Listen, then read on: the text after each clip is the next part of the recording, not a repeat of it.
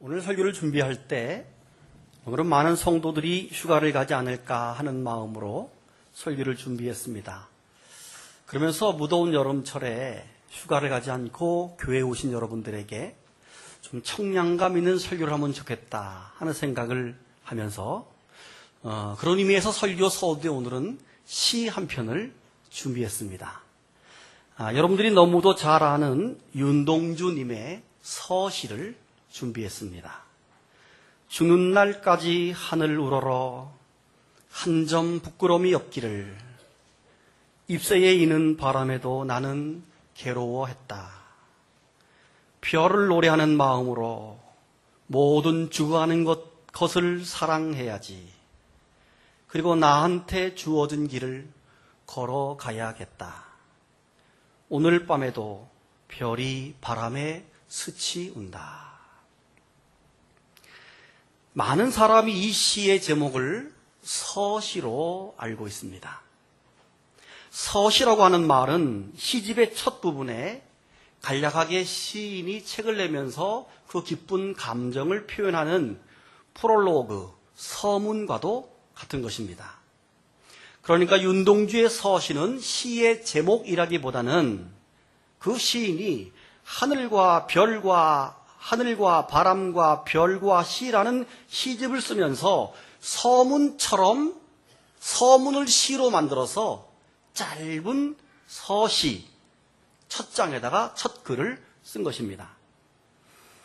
그런데 그 서시의 내용이 너무 좋아서 사람들로 하여금 시집에 수록된 안에 있는 내용보다도 그 표지에 있는 서시를 더 좋아하고 사랑하게 되었던 것입니다. 어쩌면 서시 때문에 윤동주의 다른 시들이 더 존재감 있게 되었는지도 모르겠습니다. 오늘부터 누가복음을 설교하려고 합니다. 그런데 오늘 본문 누가복음 1장 1절에서 4절은 누가복음의 서시, 누가복음의 서문 이렇게 말할 수 있습니다. 누가복음은 예수님의 복음 이야기이지요.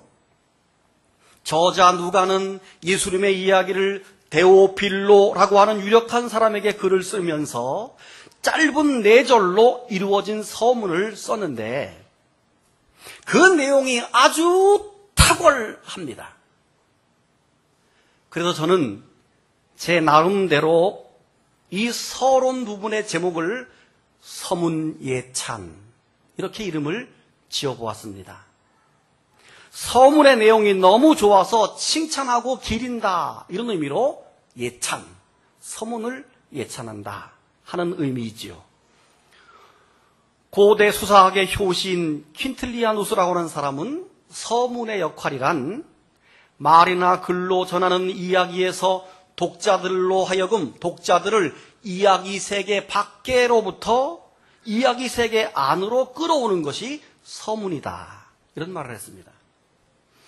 그리고 로마의 수사학자이면서 풍자가였던 사모사타 루치아누스라고 하는 분은 서문이 무엇이냐? 서문이란 독자들을 이야기 내부로 친절하게 안내하는 안내자와 같은 것이다. 이런 말을 했습니다. 적어도 누가는 짧은 4절로 이루어진 서문을 통해서 우리가 누가복음 전체 내용으로 우리를 이끌어가기에 충분하고 그것도 아주 자상하고 친절하게 안내하는 안내자의 역할을 탁월하게 하고 있습니다. 그렇다면 오늘 누가복음 본문이 서문으로서 얼마나 그 내용이 탁월하기에 서문예찬이라고 제목을 했을까 궁금하시죠? 안 궁금해요? 먼저 서문을 아주 편안하게 해석된 현대인의 성경으로 한번 여러분에게 읽어드리겠습니다. 여러분 성경을 보시길 바랍니다. 대조해 보십시오. 존경하는 데오빌로 각하에게 예수님이 하신 일을 처음부터 목격하고 그분의 말씀을 직접 들은 사람들이 우리 가운데 전한 말을 그대로 기록하려고 붓을 든 사람이 많았습니다. 3절 나도 이 모든 일을 처음부터 자세히 조사해 보았으므로 데오빌로 각하에게 차례대로 써 보내는 것이 좋을 것이라고 생각했습니다. 4절, 그래서 내가 각하께서 이미 들으신 일들이 사실임을 알게 하려고 이 글을 드립니다. 누가복음은 주후 60년에서 62년경에 의사 누가가 그 당시 유력한 데오빌로에게 예수님의 복음 이야기를 전해주려고 하는 의도로 작성된 책입니다. 방금 읽어드린 서문에서 알 수 있듯이 누가는 예수님이 하신 사실적인 일들을 자세하게 쓴다, 이렇게 밝혔습니다. 데오빌로라고 하는 사람이 누군지 정확히는 모릅니다. 하지만 각하라고 하는 명칭을 쓰는 것으로 보아 그 당시 로마의 고위 공직자였을 것이다, 이렇게 우리가 추측을 합니다. 누가는 이 유력한 사람에게 예수님의 복음 이야기를 전함으로써 복음이 더 힘있게 퍼져나가기를 기대하는 거룩한 기대감을 가지고 이 누가복음을 쓰게 된 것입니다. 이 서문을 칭찬을 넘어서 예찬할 수밖에 없는 이유가 이 서문 속에 담겨 있는데, 그 중에 첫 절입니다. 우리 중에 이루어진 사실에 대하여. 1절에 보면 우리 중에 이루어진 사실에 대해서 데오빌로에게 전한다, 이렇게 말하고 있죠. 이 표현이 너무도 중요합니다.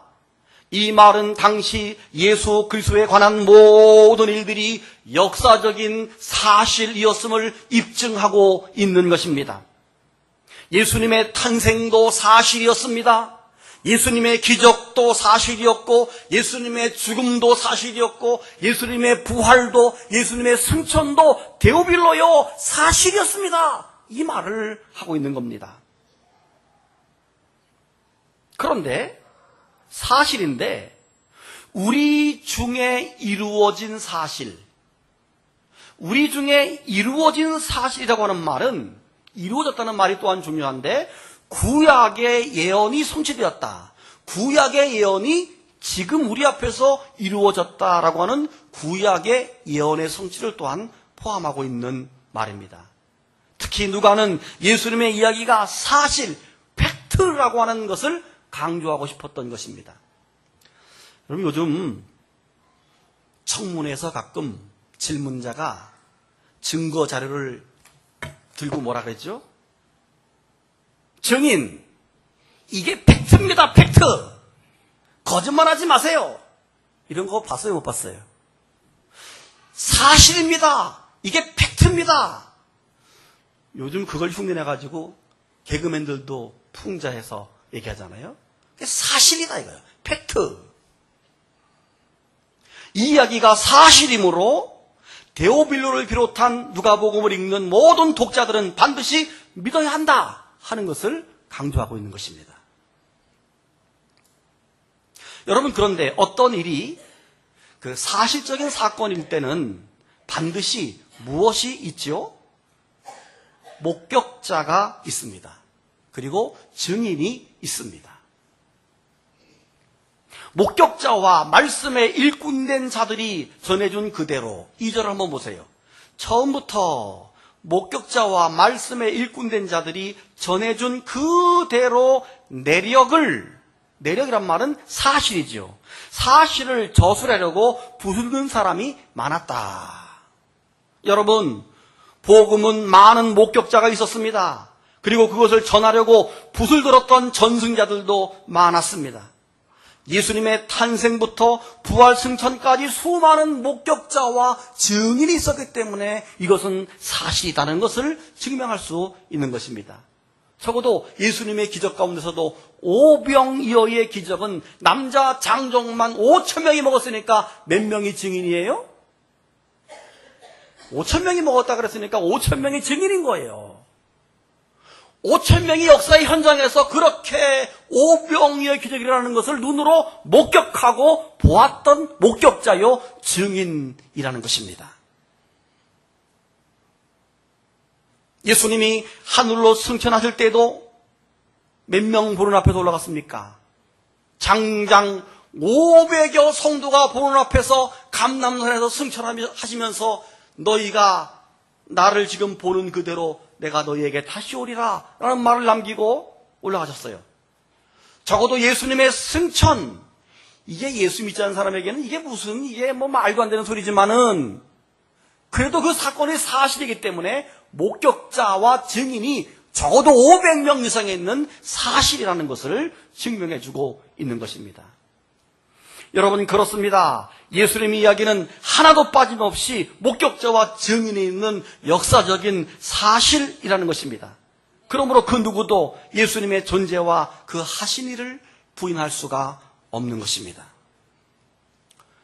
근데 3절을 보시면 누가 자신도 그 모든 일을 자세히 미루어 살펴보았고 살펴본 내용을 데오빌로 각하에게 차례대로 써보내는 것이 좋겠다라고 생각했다는 것이지요. 3절을 보세요. 그 모든 일을 근원부터 자세히 미루어 살핀 나도 데오빌로 각하에게 차례대로 써보내는 것이 좋은 줄 알았노니, 이렇게 말하고 있습니다. 누가의 직업은 의원입니다. 의사입니다. 의사라고 하는 직업은 관찰을 잘합니다. 대충 눈대중으로 보는 사람이 아니라 환자를 볼 때도 수시로 혈압을 체크하고 아침부터 저녁까지 환자의 변화를 계속 관찰하고 기록으로 남기는 직업이 의사입니다. 100% 사실적이고 과학적이고 의학적이고 아주 이성적인 직업이 바로 의사인 것입니다. 그래서 예수님에 관한 일도 그는 근본부터 자세하게 살폈다, 이렇게 말합니다. 그래서 마태, 마가, 요한복음 등 다른 복음서에서는 찾아볼 수 없는 세밀한 기록이 누가복음에만 나오는 이유가 바로 거기에 있는 것입니다. 예수님의 탄생도 다른 복음서에서는 바로 예수님이 탄생하는 것으로 시작되지만 누가복음에서는 예수님보다 6개월 전에 탄생했던, 그리고 예수님의 길을 예배했던 세례 요한의 이야기부터, 그리고 세례 요한의 이야기도 그 아버지 사가라 이야기부터 출발해서 아주 자세하게 설명하는 것을 우리가 보게 됩니다. 예수님의 어린 시절에 대해서 기록해 놓은 부분도 누가복음만이 기록되어 있는 기록입니다. 예를 들어서 아이가 자라면서 강해지고 지혜가 충만하고 하나님의 은혜가 있었다라는 내용이라든지, 아니면 예수님이 12살 때에 6월절을 맞이해서 부모님과 함께 예루살렘에 올라갔다가 거기서 아이를 잃어버리는 사건이 나오는데 그 예수님의 유년 시절에 대한 이야기도 다른 복음서에 안 나오고 누가복음에서만 나오는 이야기입니다. 뿐만 아니라 마태복음은 왕이신 예수님을 묘사했다면 마가복음은 종으로서 오신 예수님을 묘사했습니다. 근데 누가는 완전한 인간으로 오신 예수 그리스도, 예수님의 행적과 인간의 고뇌를 기록하고 있기 때문에 누가복음은 하나님의 아들이자 인간으로 오신, 인자로 오신 예수 그리스도를 묘사하는 책이 누가복음입니다.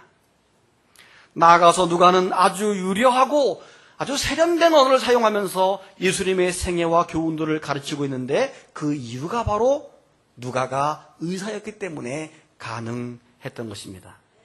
이 말은 그만큼 누가는 예수님의 이야기가 사실적인 것임을 아주 자세하게 연구한 결과물과 연구한 보고물이 바로 누가복음이라는 것을 우리에게 말해주고 있는 것입니다. 누가복음의 목적이 4절에서 더 정확히 나오고 있는데요. 4절에 보면 이는 각하가 알고 있는 바를 더 확실하게 하려 함이로다, 이런 말이 나옵니다. 그 당시 데오빌로는 여러 경로를 통해서 예수님의 이야기에 대해서 이미 알고 있었습니다. 소문도 들었을 것이고, 그리고 예수님이 여러 가지 행적을, 기적을 일으킬 때마다 그걸 본 사람이 와서 토박토박적으로 이제 데오빌로에게 얘기해 줬기 때문에 이미 데오빌로는 누가가 얘기하기 전에 이미 많은 예수님에 관한 이야기들을 듣고 알고 있는 분입니다. 대충 알고 있는 데오빌로에게 더 확실하게 예수님의 이야기를 전하고 있는 것입니다. 그래서 이 4절에서 가장 중요한 단어가 확실하게 하는 말입니다. 아주 확고부동하게 알아라. 안전하게 믿을 만한 상태, 이게 확실하게의 의미입니다. 즉 예수의 이야기가 확실한 사실이라는 것을 확증해 주는 목적으로 누가복음을 쓴 것입니다. 데오빌로 한 사람의 구원뿐만 아니라 그가 가진 영향력 때문에 데오빌로를 포함한 더 많은 사람들이 예수님의 사실 이야기를 통해서 복음을 깨닫기를 바라는 그런 기대로 누가복음이 기록이 되어진 것입니다. 사랑하는 성도 여러분, 오늘 우리는 이 짧은 누가복음 서문에서 아주 중요한 진리를 발견해야만 합니다. 다 같이 아멘. 그것이 무엇입니까? 예수님의 이야기는 사실이며, 그러므로 예수님의 복음을 받은 사람은 누구든지 그 복음이 사실적으로 우리의 삶 속에서 역시 역사해야 하며 그 사실을 더 많은 사람들에게 전달해야 한다는 사실입니다. 할렐루야. 정리할까요? 예수님의 이야기는 사실이고 그 사실이기 때문에 내 심령 속에서도 사실적으로 역사해야 되고 이 역사되는 사실이 또한 더 많이 증거되어져야 된다, 이 말입니다.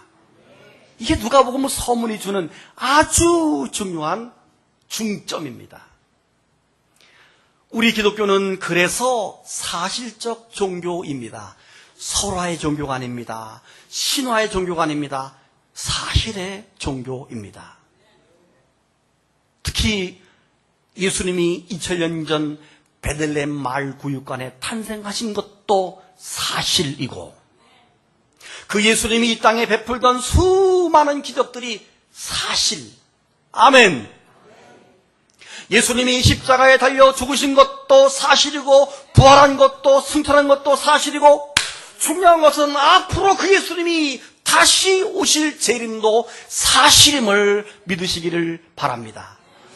그래서 우리 기독교의 신앙은 사실 앞에서 믿는 것입니다. 따라합시다. 사실 앞에서. 우리가 개인적으로 이렇게 살다가 죽은 이후에 천국 가는 것도 막연한 추측이 아닙니다. 막연한 상상이 아닙니다. 그러면 좋겠다는 바람도 아닙니다. 이것은 사실입니다. 천국 가는 것은 사실입니다. 반면 믿지 않아서 지옥 가는 것도 사실입니다. 그러므로 신앙은 믿어도 되고 안 믿어도 되는 선택의 문제가 아니라 반드시 믿어서 천국에 가야 되는 사실의 문제임을 믿으시기를 바랍니다. 제가 여러 번 말씀드렸지만 저는 구원파 교주였던 유병헌 씨가 백골로 되어서 돌아온 사실을 보면서 아주 안타까워했던 사람 중에 한 사람입니다. 왜냐하면 저는 그분의 마지막 삶의 모습들을 보면서 일말의 기대를 가졌습니다. 어떤 기대인가 하면, 저분이 성경을 보는 사람이라면, 믿음을 가진 사람이라면, 그리고 구원을 강조하는 사람이라면 적어도 자기가 읽는 성경 앞에 양심의 신앙을 되찾아서 법 앞에 서서 심판을 받고, 행여 그것이 억울하게 내가 옥살이를 한다 하더라도 그것을 믿음으로 예수님이 십자가에 그렇게 억울한 죄명을 쓰고 죽으셨듯이 그렇게 예수님의 길을 가야 하며, 적어도 마지막에 신앙인으로서의 마지막 모습을 보여줘야 됐습니다. 저는 그걸 기대했습니다. 사실은 그래야 신앙인이고 그래야 구원파 아닙니까? 그런데 뭡니까? 처음부터 비겁하게 도망갑니다. 비겁하게 별장에 숨어 있습니다. 그것도 벽장 2층에다가 은밀한 공간을 만들어 거기 쪼그리고 앉아가지고 숨기고 있을 그 사람을 한번 생각해 보세요. 얼마나 비겁합니까? 이건 신앙도 아니고 믿음도 아닙니다. 그러다가 왜 죽었는지, 어떻게 죽었는지, 언제쯤 죽었는지 모르게 백골로 우리 앞에 나타나버리고 말았습니다. 이게 뭡니까? 결국 그들이 믿는 구원파에는 사실, 팩트, 형체가 없다는 것을 스스로가 증명해 주고 간 것입니다. 그의 신앙과 그의 삶이 연결이 안 되고 있잖아요. 사랑하는 여러분, 그렇다면 저와 여러분은 어떻습니까?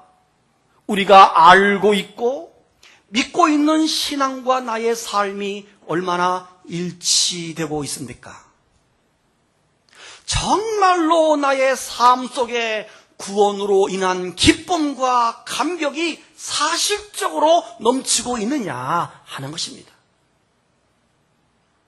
정말로 나를 위해 죽으신 예수 그리스도, 내가 그분을 영접했기 때문에 그분의 자녀라고 하는 구원의 확신과 그분이 일으켰던 수많은 기적들을 내가 믿고 있으므로 오늘 나의 삶 속에서 그런 기적과 능력들이 나타나고 있는가? 그리고 그 기적들을 꿈꾸며 기도하고 있는지. 행여 우리의 믿음이 벽장 속에 감춰진 물건처럼 일주일에 한 번 들추어서 가지고 나오는 그런 신앙은 아닌지 모르겠습니다. 예수 믿는 것은 받은 증거 많도다. 이 찬송가 가사처럼 우리가 기도하고 찬송하고 말씀 보고 활력 있는 신앙생활을 하기 때문에 많은 증거와 표적과 많은 신앙의 사실적 역사가 우리 삶 속에 있어야 한다는 말입니다. 아멘. 예수님은 형식화되고 습관화되어진 바리새인들의 믿음을 꾸짖으면서 아주 최악의 욕을 했습니다. 이 독사의 자식들아! 그랬습니다. 번역해볼까요? 이 마귀 새끼들아! 이 말이에요. 오늘 우리는 우리의 신앙 속에 팩트, 사실성, 살아있는 사실이 있어야 함을 이 서론이 강력하게 데오빌로에게 그리고 우리에게 도전을 하고 있는 것입니다. 여러분, 우리의 신앙이 사실성 있는 신앙이 되기를 축복합니다. 사실성이 있다는 말은 쉽게 말해서 살아있는 신앙생활을 말합니다. 제가 아주 오래전에 우리 교회 유년부 어린이들을 데리고 운동장에 나가서 야구를 했습니다. 동네 야구. 동네 야구는 원래 투수가 공을 던져서 타자가 치는 게 아니라 본인이 던져서 방망이로 치고 나가는 게 동네 야구예요. 우리 어릴 때 많이 했잖아요. 그래서 본인이 던지고 휘둘러 방망이를. 근데 헛스윙, 이게 3번이면 삼진 아웃이에요. 그거 아시죠? 다 우리나라 사람들이지? 근데 유년부 아이들이 이제 목사님이 야구 알려줄게. 그래서 알려주는데 헛방을 합니다. 잘 못 맞춰요, 요즘 애들은요. 헛방을 해요. 그러다가 어떤 아이가 이렇게 말합니다. 하나님, 이 공 잘 맞히게 도와주시옵소서. 예수님으로 기도합니다. 그래서 옆에서 웃었어요. 그런데 이 아이가 던지고 쳤는데 빵! 하고 맞은 거예요.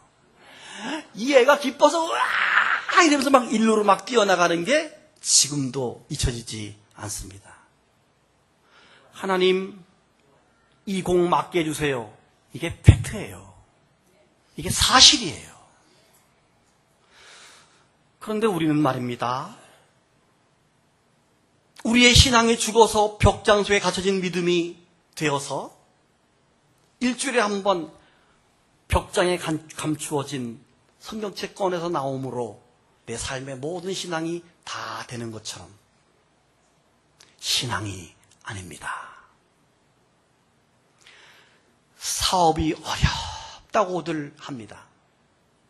살기 어렵다고 하면서 제가 볼 때 기도는 안 하십니다.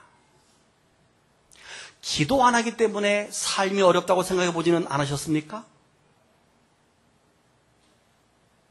예배 드리기 싫어하기 때문에 살기가 어렵다는 생각은 안 해보셨습니까? 내가 기도할 때 하나님이 복을 주시고 기도하는 이 시간, 그런 찬송도 있잖아요. 복을 주시네. 내가 찬송할 때, 내가 성경 읽을 때, 내가 예배 드릴 때 하나님이 복을 준다는 생각을 하시기 바랍니다.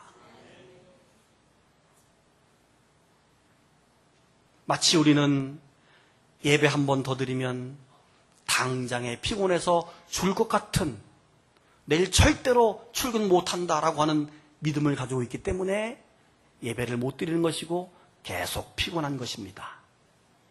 그런데 육신적으로 피곤해 죽을 것 같지만 아버지 집에 나와서 찬송하고 사실적 신앙이 되어지게 될 때 샘솟는 능력과 은혜로 집에서 잠자는 것보다 쉬는 것보다 더 큰 휴식과 강건함이 우리에게 주어지게 되는 것입니다.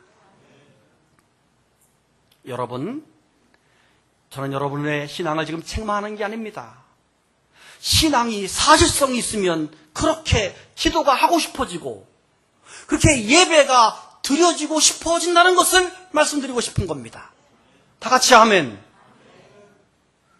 중요한 것은 우리의 신앙이 사실성이 있어야 하나님이 복을 주신다는 것입니다. 여러분, 우리가 예수 믿고 복 받아야 되지 않겠습니까? 아멘. 매 주일마다 설교를 들을 때 우리에게 말씀을 들려주시는 성령 앞에 감사해서 설교 들을 때마다 고쳐지고 성장되고 부흥되고, 이게 사실적 신앙입니다. 근데 대부분 많은 사람들이 오늘 설교 참 감동이네, 감동만 받고 그의 신앙이 사실적으로 변화되지 않는다면 저는 설교의 목적이 여러분에게 감동을 주기 위해 설교하는 게 아닙니다. 우리의 신앙이 사실적이 되어서 사실적 역사와 능력이 우리 삶 속에 나타나기 위해서 우리가 설교를 듣는 것입니다. 설교를 마칩니다. 누가복음 서문 우리에게 실감나는 예수님의 이야기를 우리 마음속으로 끌어가고 있습니다. 특별히 예수님의 이야기는 사실이며 나아가 우리의 신앙이 사실이라는 것을 확신하게 해주기에 탁월한 것이 바로 누가복음의 서문입니다. 이제 우리는 누가복음을 읽을 때마다, 이 서문을 읽을 때마다 우리의 신앙이 사실성이 있기를 바랍니다. 그리고 이 사실을 더 많은 사람들에게 전달하고 또 전하는 그런 전도의 능력이 누가처럼 우리 속에 함께할 수 있기를 바랍니다.